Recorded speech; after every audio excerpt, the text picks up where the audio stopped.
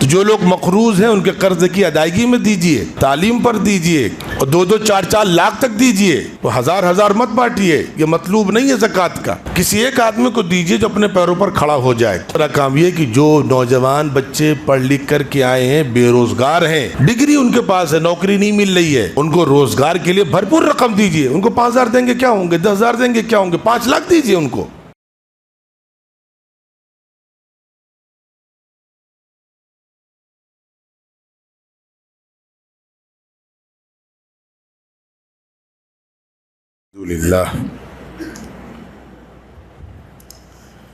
अल्हम्दुलिल्लाहि रब्बिल आलमीन वस्सलातु वस्सलामु अला सय्यिदिल मुरसलीन मुहम्मदिन व आलिहि व सहबिहि अजमईन व मन तबिअहुम बि इहसानिन इला यौमिद्दीन, अम्मा बाद। अऊज़ु बिल्लाहि मिनश शैतानिर रजीम, बिस्मिल्लाहिर रहमानिर रहीम। हा अंतुम हाउलाई तुदअऊना लितुनफ़िक़ू फ़ी सबीलिल्लाह, सदक़ल्लाहुल अज़ीम। रब्बि इश्रह ली सदरी व यस्सिर ली अमरी, सुब्हानक ला इल्म लना इल्ला मा अल्लमतना इन्नका अंतल अलीमुल हकीम। सुब्हान रब्बिक रब्बिल इज़्ज़ति अम्मा यसिफ़ून व सलामुन अलल मुरसलीन वल्हम्दुलिल्लाहि रब्बिल आलमीन। काबिल एहतराम बुज़ुर्गों और मेरे अज़ीज़ दोस्तों,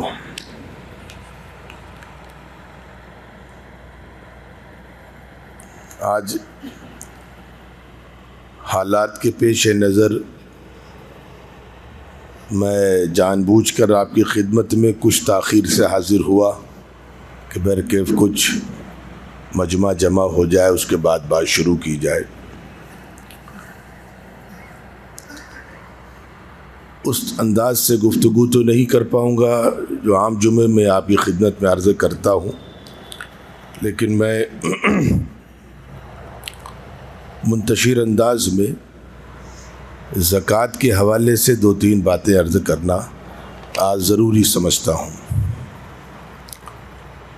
पहली चीज़ तो ये है कि इस्लाम की बुनियादें 5 चीज़ों पर हैं, हम ये सब जानते हैं। उसमें कलमा या उसे तौहीद कह लें, नंबर 2 पर है नमाज, नंबर 3 पर है रोज़ा, नंबर 4 पर है ज़कात, नंबर 5 पर है हज। तौहीद, नमाज, रोज़ा, ज़कात और हज। एक बात ज़रा यहाँ मैंने जो तरतीब आपकी खिदमत में रखी है उसकी वजाहत ज़रूरी है। गालिबन आप हज़रात को भी इसी तरतीब से ये 5 चीज़ें याद होगी, हालांकि ये सही तरतीब नहीं है। और हमारे यहाँ हज़रात सहाबा की जो एहतियात रही है अहादीस को मुंतकिल करने में, वो किस दर्जे की रही है इस वाक़े से समझ में आएगी। ये 5 चीज़ें हैं। अब 5 चीज़ों में कोई ऐसे भी गिना सकता है, हज है, नमाज है, रोज़ा है, ज़कात है, तौहीद है, कोई किसी तरतीब से गिना दे। 5 चीज़ें होनी चाहिए, लेकिन नहीं, ये दीन जो यहाँ तक पहुँचा है और दीन इतना महफूज है, उसमें हज़रात सहाबा ने कितनी एहतियात की है कि उनके एक बड़े मशहूर सहाबी हैं गालिबन हज़रत अब्दुल्ला बिन उमर रज़ी अल्लाह ताला अन्हु। उनके एक शागिर्द ने यह हदीस पढ़ी, तो उसमें उन्होंने एक तब्दीली कर दी कि हज का तज़किरा पहले कर दिया और रोज़े का तज़किरा बाद में कर दिया। अब ज़ाहिर से कोई बहुत बड़ी गलती नहीं थी, 5 चीज़ें वही पढ़ी, लेकिन नंबरिंग में हज उन्होंने पहले से कर दिया और रोज़ा बाद में। उस पर उन्होंने गुस्से का इजहार किया उन सहाबी रसूल ने, और डांटा भी और कहा नहीं, ला हज्जा वला सौम, और फरमाया सौम वल हज हाकज़ा क़ाला रसूलुल्लाह सल्लल्लाहु अलैहि वसल्लम, पहले रोज़े का तज़किरा करो, बाद में हज का तज़किरा करो। हुजूर ने ऐसे ही इरशाद फरमाया है। इतनी एहतियात हज़रात सहाबा ने दीन को मुंतकिल करने में की है, तब जा कर के हज़रात सहाबा को दीन में वो मकाम मिला है जिस मकाम से बहुत कम लोग वाकिफ़ हैं। वो तो रोज़े और हज की बात थी। अच्छा, हम लोग क्या समझते हैं, अब इसी में आ जाइए। हम लोग अपने अंदाज से जब कभी 5 चीज़ें गिनाते हैं तो हम यहाँ ज़कात को बाद में कर देते हैं, रोज़े को पहले कर देते हैं। जो मैंने तरतीब पहले गिनाई थी, जानबूझकर मैंने गलत तरतीब पेश की थी। अब तरतीब क्या है, हदीस में क्या तरतीब वो सुनिए। हदीस में पहले नंबर पर है तौहीद या कलमा, नंबर 2 पर है नमाज, नंबर 3 पर ज़कात है, रोज़ा नहीं है, नंबर 4 पर रोज़ा है और नंबर 5 पर हज है। हम लोग कभी कभी यूँ समझते हैं ना कि जैसे रोज़ा तकरीबन सब पर फ़र्ज़ हो जाता है और ज़कात सिर्फ मालदारों पर फ़र्ज़ होती है, तो हम लोग नमाज के बाद अपनी समझ से रोज़े को पहले कर देते हैं, ज़कात को बाद में कर देते हैं। ये खिलाफ सुन्नत तरीक़ा है। सुन्नत यानी हुजूर ने जिस तरतीब से ज़िक्र किया है उसी तरतीब से हमको याद करना है, आगे मुंतकिल करना है। अब आगे आ जाइए। अच्छा, इसी तरतीब से अहकामात भी अल्लाह ने फ़र्ज़ किए। सबसे पहले तौहीद फ़र्ज़ की, उसके बाद नमाज फ़र्ज़ की, और नमाज के बाद रोज़ा नहीं फ़र्ज़ हुआ है। सन 2 हिजरी में मदीने मुनव्वरा में पहुँचने के बाद नमाज के बाद ज़कात फ़र्ज़ हुई है। ज़कात के बाद रोज़े की फ़र्ज़ियत आई है और 6 या 7 हिजरी में हज फ़र्ज़ हुआ है। तो इसी तरतीब से अल्लाह ने पहले नमाज, फिर ज़कात, फिर रोज़ा रखा है। तो अल्लाह करे ये तरतीब हमारी समझ में आ जाए, ये तरतीब समझ में आएगी तो ज़कात की अहमियत समझ में आएगी। और ज़कात की अहमियत से गालिबन हम नावाकिफ़ हैं, इस वजह से अभी ज़कात के हवाले से हमारे यहाँ वो मामूल है कि जिससे अल्लाह का गज़ब नाजिल होता है। क्या मामूल है? लोग मौलवी साहब से ज़कात कितनी अदा करनी है ये पूछना कम चाहते हैं, ये पूछना ज़्यादा चाहते हैं कि ज़कात कैसे बचाई जा सकती है। ये वो तरतीबें हैं जिस पर अल्लाह ताला ने यहूदियों को गारत कर दिया है। इसलिए अल्लाह ताला ने अगर इस लायक बनाया है कि हमको मालदार बनाया है, साहिब हैसियत बनाया है, तो अल्लाह के रास्ते में खुशी खुशी माल अल्लाह के रास्ते में ख़र्च करें। अब यहाँ पर एक चीज़ और समझ लें कि हम पैसे वाले होने के बाद भी अल्लाह के रास्ते में माल क्यों नहीं खर्च करते, ज़कात देते क्यों नहीं है। ये चूँकि वक्त नहीं है इसलिए मैंने शुरू में अर्ज़ किया, बस मुंतशिर अंदाज में थोड़ी थोड़ी चीज़ें लेनी है। असल में यही गलत फहमी क़ारून को हो गई थी। क़ारून से जब मूसा अलैहिस्सलातु वस्सलाम ने ज़कात का मुतालबा किया, वो लंबी दास्तान है, मैं खाली नतीजा बताऊं तो क़ारून ने ज़कात देने से बाद में इनकार कर दिया। और उसकी दलील मालूम क्या दी? उसकी दलील इन्नमा ऊतीतु अला इल्मिन इंदी, तो मैंने अपनी सलाहियत से, अपनी मेहनत से, अपनी अक़ल से पैसा कमाया है। तो जब इंसान अल्लाह के रास्ते में ज़कात नहीं देता तो उसको भी क़ारून की फ़िक्र उसके जहन में बैठ जाती कि नहीं भाई मैं तो अपनी मेहनत से कमाता हूँ, मैं क्यों अल्लाह के रास्ते में दूँ। इसीलिए कुरान मजीद में अक्सर व बेशतर मकामात पर जहाँ अल्लाह ने पैसा अल्लाह के रास्ते में ख़र्च करने का हुक्म दिया है, वहाँ अल्लाह ने एक बात कही है, वातूहुम मिम्मालिल्लाहि लज़ी आताकुम, देखो हमने तुम्हें जो दिया है ना उसमें से दे दो। अब इसकी मिसाल ऐसे समझें कि मैं किसी अपने शागिर्द को, किसी अपने ग़ुलाम को, किसी बच्चे को मैं कुछ पैसे दूं कि भाई 100 रुपये दे रहा हूँ, 50 तुम रख लेना, 50 छोटे भाई को दे देना, मेरे पैसे हैं, इसमें तुम खर्च भी करो, बकिया उसको दे देना, और उसके बाद भी वो ना दे तो मुझे कितना गुस्सा आएगा कि मैंने तुमसे थोड़ी कहा था कि अपने पैसे दे दो, मैं मेरे में से दे देना, तुम खर्च भी करना, बाकी इतना उसको दे देना। तो हम जो अल्लाह के रास्ते में पैसा नहीं खर्च करते वो शैतानी धोखा है कि हमारे पास जो कुछ है वो हमारी सलाहियत से है, हमारी मेहनत से है। हमारे पास जो कुछ है सब अल्लाह का दिया हुआ है। अल्लाह चाहता तो पहले ही हमको किसी फ़कीर घराने में पैदा कर देता, ये अल्लाह के एहसान पैसे वाले घर में पैदा किया। हम ये कह सकते नहीं हम बड़े ज़हीन हैं, अल्लाह में पागल बना देता, पागल पैदा कर देता, अल्लाह बुद्धू पैदा कर देता। वो तो सब कुछ कर सकता था ना। अगर हम किसी बड़े घर में पैदा हुए तो अल्लाह की तरफ से, बहुत अक्लमंद हैं तो अल्लाह का करम है, तालीम याफ्ता हैं तो अल्लाह का करम, हमारा कोई कमाल थोड़ी। फिर अगर उसके ज़रिए से दौलत आ रही तो अल्लाह का करम है। तो यहाँ पर अल्लाह करे कि ये इस बात समझ में आ जाए कि इंसान के पास जो कुछ है वो अल्लाह का अतिया, इंसान का उसमें कुछ नहीं है। अब यहाँ चूँकि मुझे 2-3 बातें और अर्ज़ करनी है, मैं एक आखिरी बात, चूँकि नमाज उसी वक्त पर होगी, नमाज के वक्त में कुछ तब्दीली तो है नहीं, तो इसलिए मैं आखिरी बात अर्ज़ कर रहा हूँ।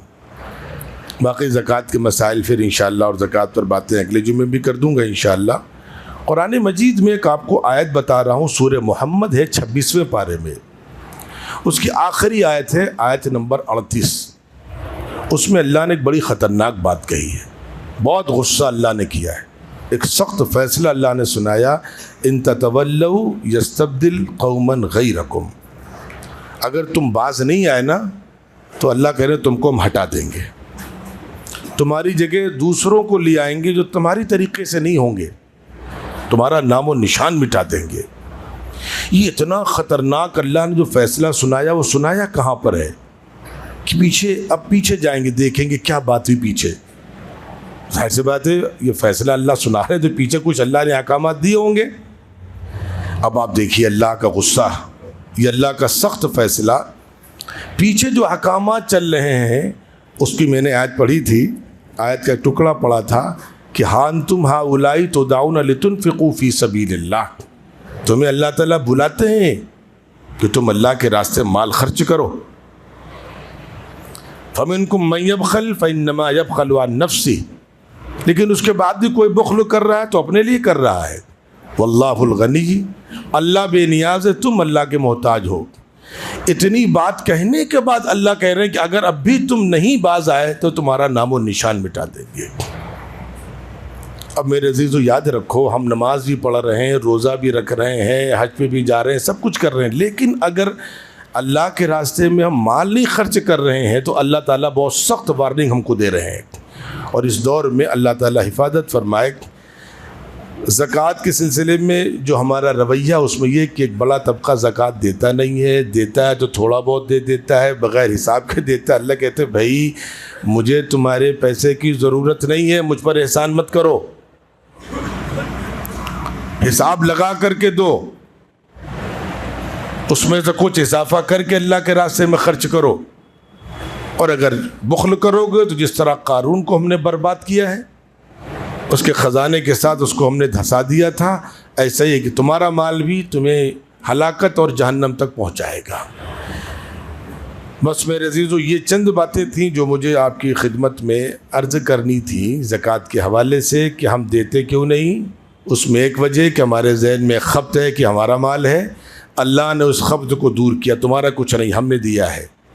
और फिर अल्लाह ताला फरमा रहे हैं आगे, अगर मेरी बात नहीं मानोगे तो बर्बाद कर देंगे तुमको, तुम्हारा नामो निशान मिटा देंगे।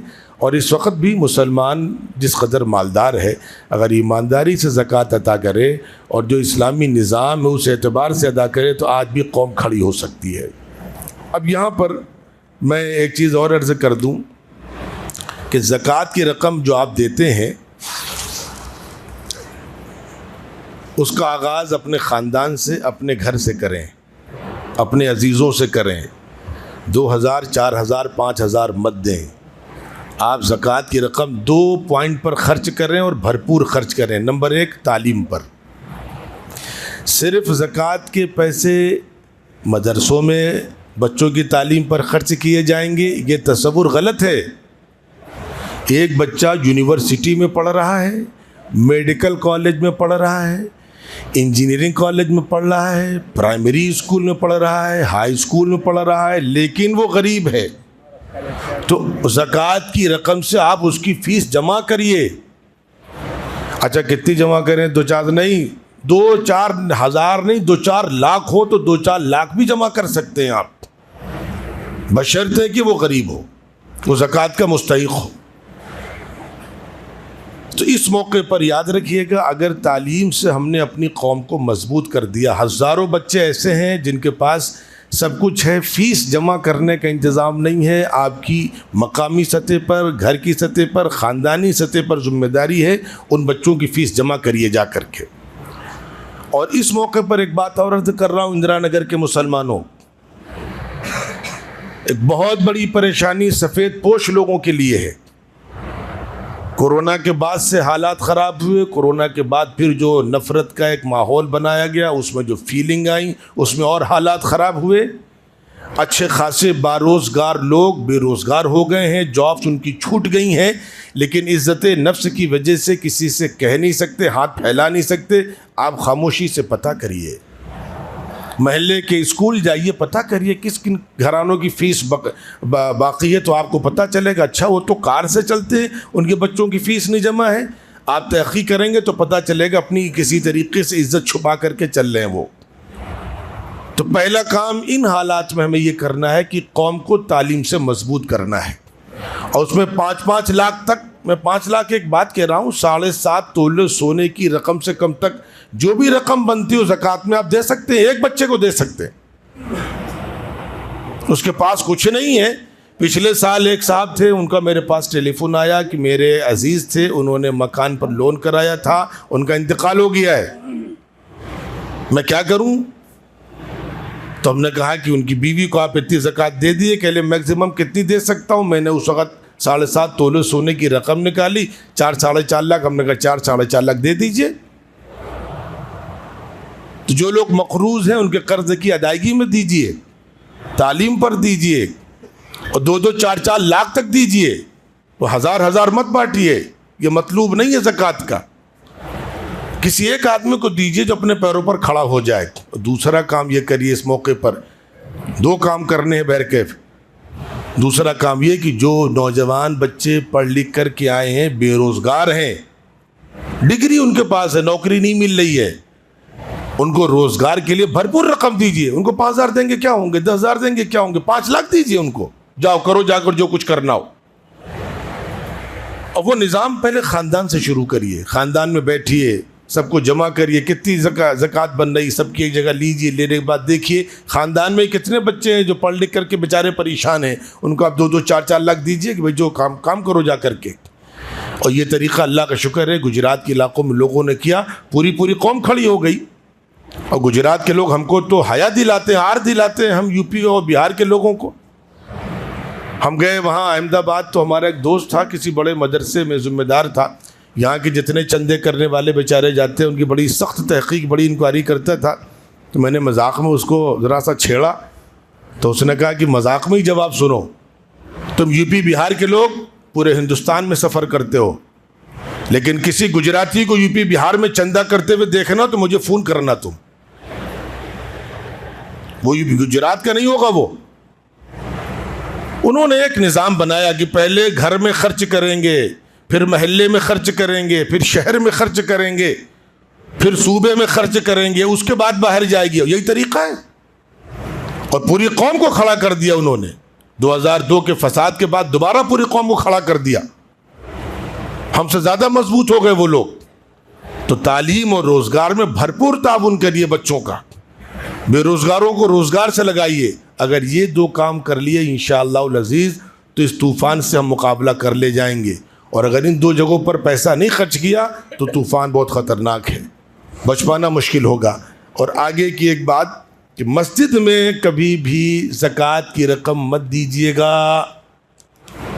मस्जिद में ज़कात की रकम नहीं लग सकती।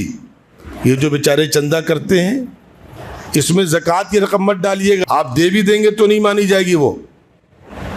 मस्जिद के किसी काम में ज़कात का पैसा नहीं लग सकता, न मस्जिद के कंस्ट्रक्शन में, न बिजली के बिल में, न रिपेयरिंग में, न इमाम मुअज्जिन के तनख्वाह में, न वज़ू खाने में, न यहाँ की अफ्तार में, कहीं भी नहीं लग सकता ज़कात का पैसा। और बाज़ लोगों के सिलसिले में पता है वो ज़कात की रकम डिब्बे में डाला है, वो ज़कात की रकम अदा नहीं, वो हदिये की रकम समझी जाएगी। अब मस्जिद में क्यों नहीं लग सकती उसका अलग मसला है। अल्लाह करे कि हम ज़कात के हवाले से पूरी ईमानदारी से जो शरीयत की तालीम उस पर अमल करें। वस्सलामु अलैकुम वरहमतुल्लाहि वबरकातुहू।